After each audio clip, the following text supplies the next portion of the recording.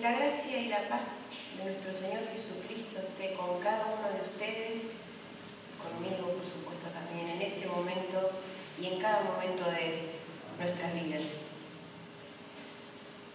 Hoy necesito que me ayuden respondiendo una pregunta.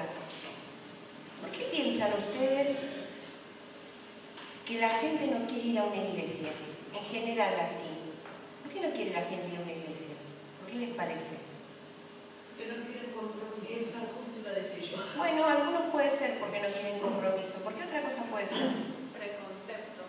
Preconceptos, ¿sí? ¿Y qué sería eso? Malas experiencias de terceros o propias. Bueno, sí, malas experiencias puede ser también, que le ha tocado vivir alguno o que ha visto que vivió otro. ¿Qué otra cosa puede ser? Por vergüenza también. Vergüenza, ¿sí? Por vergüenza también. ¿Qué más? Pereza. Pereza. Porque creen que no lo necesitan. Ah, bien, porque creen que no lo necesitan, por ahí no creen que necesiten ir a la iglesia. ¿Qué otra cosa? ¿Cómo? Porque no conocen. ¿Por qué no conocen? Claro. No saben lo que se van a encontrar, ¿no? O No saben lo que se pierde. no saben lo que se pierden. ¿Algo más? A veces por ahí también porque piensan que en la iglesia le van a prohibir cosas, ¿no? O les van a obligar a hacer cosas. Si yo voy a la iglesia me van a hacer esto o me van a prohibir hacer aquello, ¿no? Bueno, un poco como decían acá, preconceptos, ¿no? Porque, como bien decían, porque no conocen, entonces como no saben lo que es, por eso a veces no quieren ir. Otra pregunta, ¿ustedes saben lo que es una alegoría? Palabra media rara. Sí, algo que se da como ejemplo. Bien, algo que se usa para dar algún ejemplo. La definición de alegoría es que es una representación de las cosas que tienen un significado simbólico, ¿no? Uno representa algo para simbolizar algo distinto. Parecido a las parábolas que decía Jesús, pero distinto, donde cada cosa tiene un significado simbólico. Y siguiendo esta, la otra pregunta es si alguno de ustedes escuchó hablar alguna vez de la alegoría de la caverna de Platón. Sí, por ahí sí. Bueno, los que estuvieron estudiando en alguna facultad o algo así, es paso obligado, escrito en el libro La República, paso obligado de lectura de la alegoría de Platón, que bueno, como aún el que no conoce la alegoría escuchó nombrar a Platón, que fue un filósofo griego, vivió entre el 427 y el 347 a.C. y que tanto él como su maestro Sócrates y su discípulo Aristóteles son los tres grandes pensadores en los que se asienta la tradición filosófica europea que nosotros heredamos. Entonces a veces hay muchas cosas de esa filosofía que nos influencian y nosotros ni siquiera estamos enterados. En esta alegoría, Platón le intentaba explicar al discípulo de una manera práctica y fácil de entender. Saben que en esa época no había imágenes, no había televisores, internet, todo como usamos ahora. Ahora enseguida te dicen, mirate un videíto de YouTube y ahí vas a ver que te lo explican. Bueno, antes tenía que ser todo mucho más relatado, se usaba mucho más la imaginación.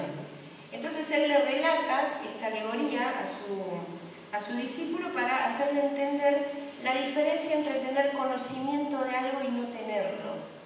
Yo tengo acá algunos fragmentos para leerles, pero por ahí se va a hacer un poco largo si se los leo. Entonces por ahí vamos a mirar la imagen, que es esta, la imagen de una de las representaciones que alguien hizo de lo que va describiendo Platón. Y lo que él dice es que en el fondo de la caverna, no sé si lo alcanzan a ver, hay unas personas que están atadas, encadenadas.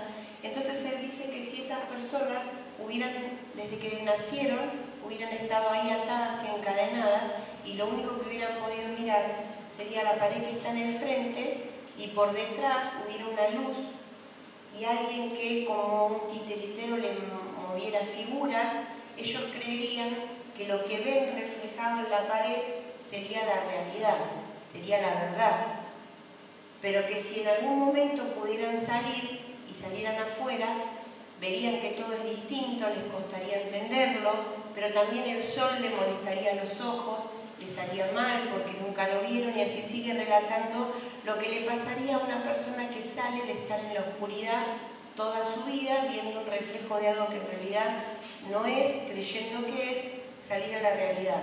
Pero también después relata lo que pasaría si vuelve a entrar y les dijera a los que están adentro que la realidad no es la que están viendo en la pared, sino que es la que ellos vieron afuera, que los que están adentro no le creerían, ¿no? Es un poco más compleja la alegoría, pero esta es la idea general.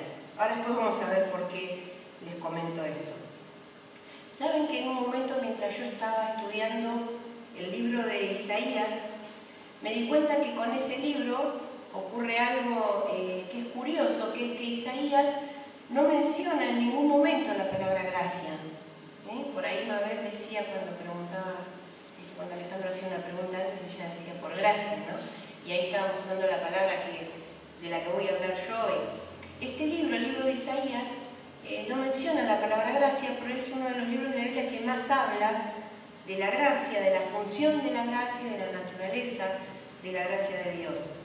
Entonces me di cuenta que necesitamos profundizar en esta palabra y saber un poquito más qué significa, porque la mencionamos en todas las iglesias y la tenemos en la mayoría de las canciones, y si ustedes se van a dar cuenta, las canciones que cantamos hoy, que están puestas a propósito, desde la primera hasta la última mencionan la gracia, pero les cuento que no es difícil elegir palabras y canciones que tengan la palabra gracia porque hay muchas. Entonces hablamos de la gracia, cantamos de la gracia, pero no siempre sabemos del todo, conocemos el verdadero significado de la gracia, y lo que es más importante, ¿la hacemos realidad en nuestras vidas esa gracia? Jesús, al igual que Isaías, enseñó todo el tiempo sobre la gracia y tampoco utilizó esa palabra. Fueron los discípulos que vinieron después de él los que se encargaron de mencionarla vez tras vez. La Biblia entera, utilizando esa palabra gracia o sin mencionarla, nos enseña sobre ella a lo largo de todas sus páginas y nos presenta incontables manifestaciones de la gracia de Dios en la historia del ser humano, manifestaciones de la gracia de Dios que llegan hasta nosotros y que experimentamos nosotros hoy. ¿Pero qué es esa gracia? El término hebreo más antiguo utilizado para mencionarla es uno que significa agacharse, inclinarse. Con el tiempo llegó a incluir la palabra el significado de conceder un favor, o sea, sería inclinarse hacia alguien que está más abajo para concederle un favor. Es decir, que gracia sería extender un favor o bondad hacia alguien que no lo merece y que jamás podría ganarlo.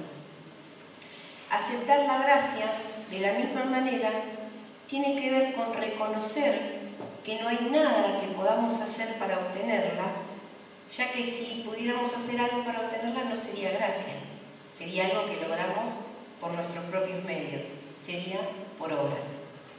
Hace un tiempo escuchaba en un noticiero a personas que eran entrevistadas mientras caminaban cargando sus equipajes, pero caminaban de rodillas, no sé si se dice caminaban, pero bueno, iban andando de rodillas con su equipaje sobre la espalda durante muchos kilómetros y tenían como meta llegar a un santuario.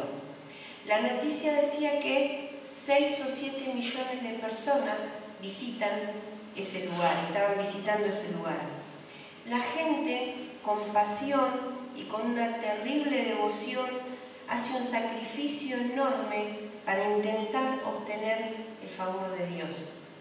Pero la Biblia, desde el principio al fin, nos dice que no hay nada que podamos hacer para obtener ese favor, porque es un favor que no merecemos y como no lo merecemos, lo recibimos por gracia y lo recibimos desde la generosidad del corazón de Dios. De todos modos, aunque quisiéramos pagarla, nos resultaría imposible. Primero porque no sé si tendríamos con qué, y segundo porque ya hubo alguien que lo pagó, alguien que ya vino, que murió, que resucitó y que cubrió con su pago todas nuestras culpas. El sacrificio que Él hizo en la cruz por nosotros fue perfecto. Intentar ganar su favor por nuestros propios méritos sería una descalificación y un desprecio a la obra que Él hizo. El libro de Juan, en el capítulo 1, versículo 17, dice: pues la ley por medio de Moisés fue dada, pero la gracia y la verdad vinieron por medio de Jesucristo.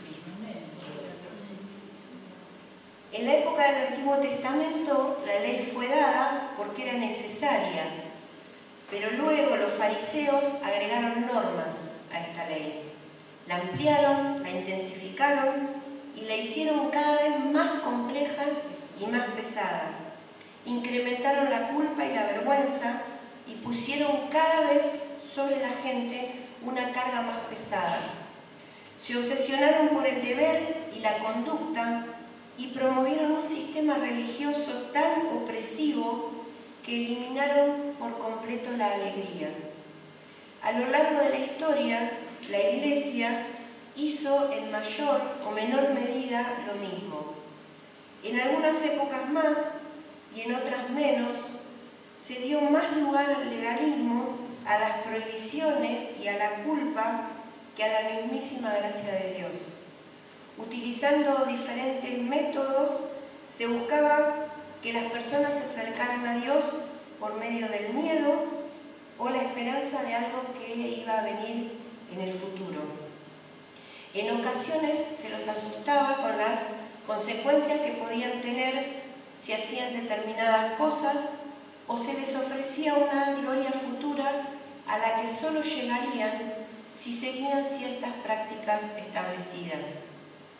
Pero la gracia de Dios no es algo futuro, no es una esperanza de algo que obtendremos cuando estemos en gloria en Dios. Es algo presente, es algo que ya está entre nosotros, está hoy. Nuestro acercamiento a Dios no debe depender del miedo que tengamos a lo que nos pueda suceder si no seguimos determinadas reglas. Nuestra cercanía con Dios depende pura y exclusivamente de su gracia. Y su gracia no es algo que trae opresión, que trae miedo, que trae tristeza, sino algo que nos eleva, que nos hace mejores, que nos transforma, que nos colma de alegría. Por eso actuamos distinto, por eso obramos de una manera diferente. No por miedo, no por obligación, sino porque la gracia de Dios transforma nuestras vidas. ¿Es eso lo que puede ver la gente en tu vida? ¿Es eso lo que puede ver la gente en mi vida? La vida de Jesús es un claro ejemplo de esto. Su gloria, su gracia y su verdad lo hacían diferente al resto. Pero lo mismo ocurría con los discípulos que lo acompañaban. Juan 1:14 dice: vimos su gloria llena de gracia y de verdad. Y el versículo 17 agrega: de su plenitud tomamos todos. Tanto Juan como el resto de los discípulos fueron transformados por esta gracia. La experiencia que tuvieron al entrar en contacto con ella provocó un tremendo impacto que transformó sus vidas por completo. Nunca más volvieron a ser los mismos. Y otra vez yo pregunto, ¿es así en tu vida? ¿Es así en mi vida? Muchas veces a los cristianos nos pasa como a los prisioneros de la caverna de Platón. Vivimos tan oprimidos que miramos solo las sombras de la gracia de Dios. Nos conformamos con ver la representación sobre la pared de la caverna del reflejo lejano de la gracia de Dios. Pero Cristo vino a quitarnos los cepos a los que muchas veces nosotros mismos nos hemos sometido intentando lograr el favor de Dios por nuestros propios medios.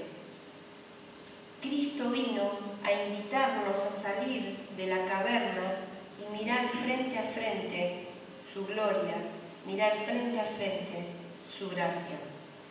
Dios nos invita a salir de la oscuridad a la luz y a comenzar a ver las cosas que Él tiene preparadas para nosotros, pero a verlas frente a frente.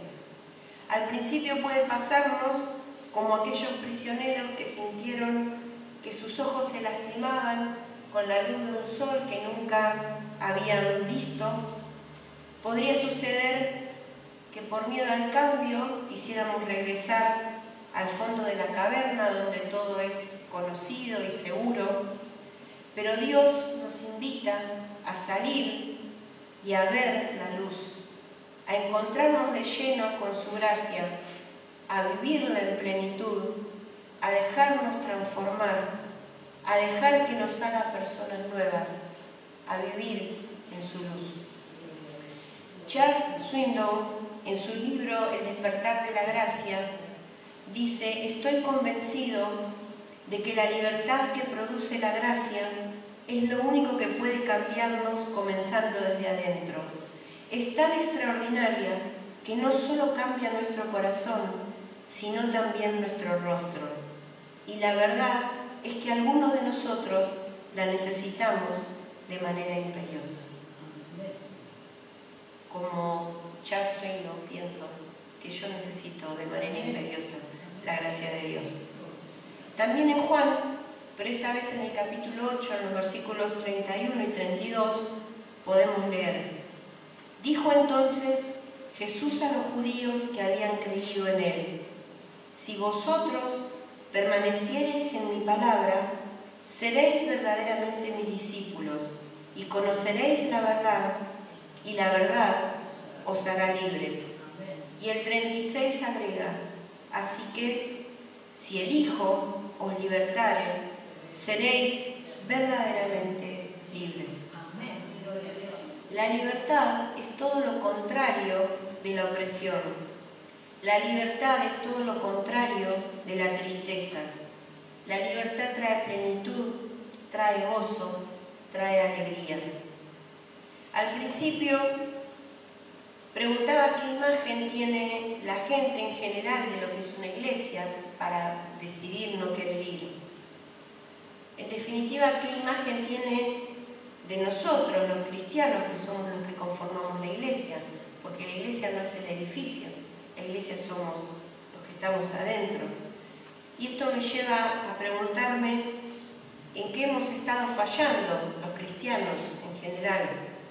¿Por qué no hemos logrado transmitir a la gente que no va a una iglesia, que no busca a Dios? ¿Por qué no hemos logrado transmitirle el significado de esa gracia? ¿Por qué todavía prima en la mente de la gente la idea de la iglesia que prohíbe, de la iglesia que oprime, de la iglesia que entristece, en lugar de tener la imagen de una iglesia que restaura, que transforma, que libera, que trae alegría? ¿Será que todavía no logramos entenderlo nosotros? ¿Que todavía no lo hemos hecho realidad en nuestras vidas? ¿O que no hemos sido capaces de transmitirlo a los que nos rodean? Oremos. Señor, aclara nuestra mente, danos a nuestro entendimiento, para que podamos comprender la amplitud y la profundidad de tu gracia, para que podamos hacerla realidad en nuestras vidas. Ayúdanos a salir de nuestras cavernas que nos tienen prisioneros y no nos permiten disfrutar plenamente de tu gracia. Perdónanos, Señor, por no aceptarla tal cual es. Perdónanos por no saber transmitirla a otros. Señor, ten misericordia de nosotros y de todos aquellos que necesitan conocerte. En el nombre de Jesús te lo pedimos. Amén.